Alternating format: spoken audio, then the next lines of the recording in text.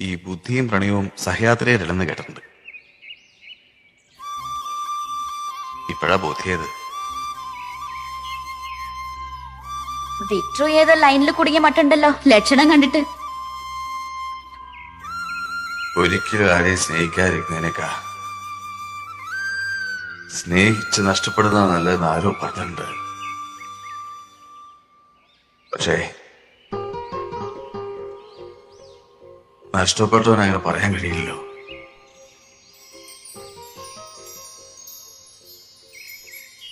മിഴി പെയ്തു തോർന്നൊരു സായന്തനത്തിൽ മഴയായി ചാറിയതാരേ, ദലമർമരം നേർത്ത ചില്ലകൾക്കുള്ളിൽ കുയിലായി മാറിയതാരേ.